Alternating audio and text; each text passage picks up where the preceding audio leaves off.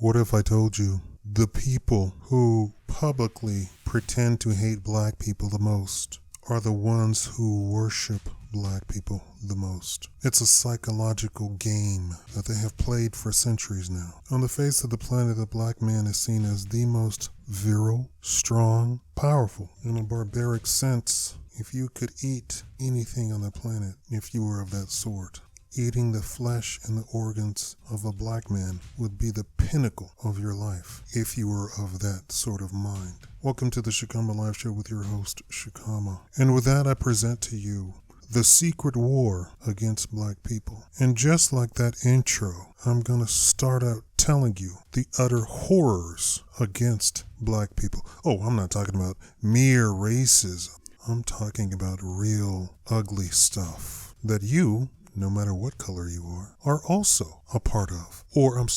target of. And then I will end with showing you how black people are actually worshipped by these sick demons. Let's get started. There's a documentary called Confronting Dr. Death. Dr. Death is Wouter Basson, an apartheid chemical warfare chemist who was working against South Africans. And we're talking about, when we say South Africans, we actually mean the real South Africans. We're not talking about the Boers or the white people that moved there, right? The white people that we invaded. We're not talking about the invaders. We're talking about the actual Africans. So this demon, because what kind of man would set his life goals into eradicating humans? He was invited to the U.S. and he was shown chemical weapons honed to only kill black people. I didn't say South Africa. He was invited to the U.S. in military laboratories. U.S. military laboratories. When I say black people shouldn't join the military, I was quite clear about it. U.S. military laboratories have developed chemical warfare against black people. They have manipulated the chemicals so it's DNA specific to only kill black people. Now, somebody said Dr. Death is unapologetic, but this demon is far beyond some sort of human sort of emotion as unapologetic. Like, unapologetic means that you are doing something just as a matter of fact. You know, when somebody says they're unapologetically black, they mean they're not reveling in being black.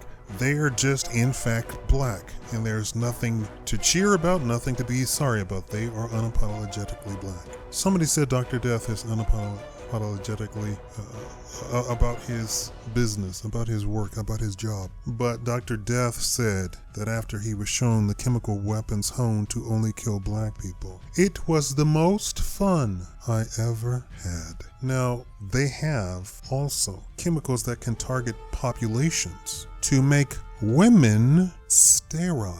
Now, how do they do this? As the man puts the condom on, chemicals are on the condom to make the woman sterile. So if the woman can't have children, that's all you need to worry about, right? We're not talking about abortion. We're talking about the woman is barren for the rest of her life. And you don't even have to do that to too many women in a population. This is available in the United States, ladies and gentlemen. And it's available in Europe.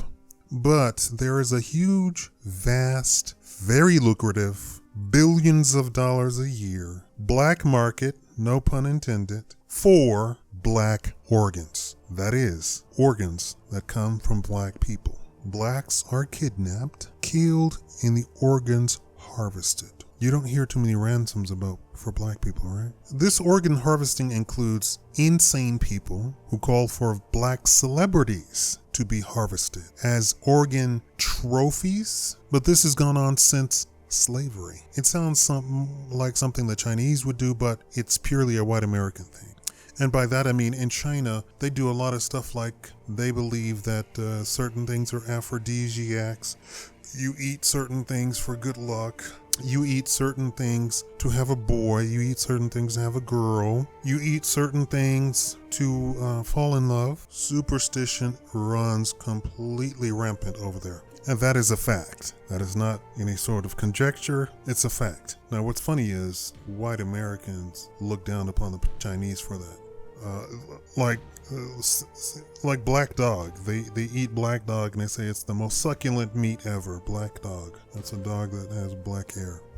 But the white people do it too, and they've been doing it. They would hang the black people, burn them, and then chop up the black person and hand out the parts to everybody who was there to witness. And they would have on their mantelpieces fingers, hands, feet. Black organs are seen as the best organs. So much so that organ switching is done even in hospitals. So we're not talking about some back alley, some little door you go in, down the alley, and you go into the secret door, and there's the doctor who lost his medical license, and he hands you an igloo with ice in it and the organ inside. No, we're talking about hospitals. From a black organ to a lesser organ. It's just that serious. And we're talking about billions of dollars.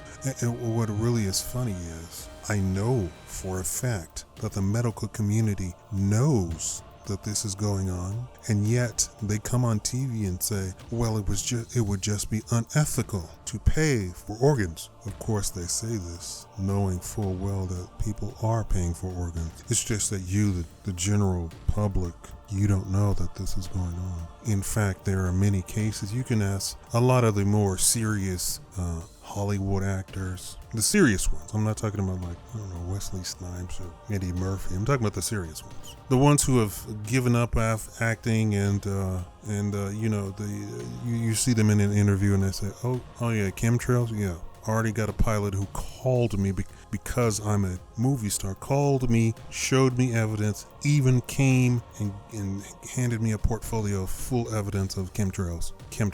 I mean, whatever conspiracy, because of their riches and their influence and power and their connections, people give them stuff. So you can probably look up some of these black celebrities, and they will have the serious ones, and they'll have information, and they won't think anything of it because they believe that everybody already knows, because they figure, who am I? I'm just some guy who grew up in the south side of Chicago and made it big in acting. I'm no rocket scientist, but people bring them stuff because of who they are. And of course you have the old black activists who really tried, but they have information like that. This is the secret war against black people. Thank you for watching the Shikama Live Show. Please support my channel if you can. I have a Patreon account. It's the first link in the information box. If you support my channel, I can do more stuff like this, and I can go into greater detail. If you support my channel, I can go into much greater detail and pay for interviews and fly people out here. Thank you for watching.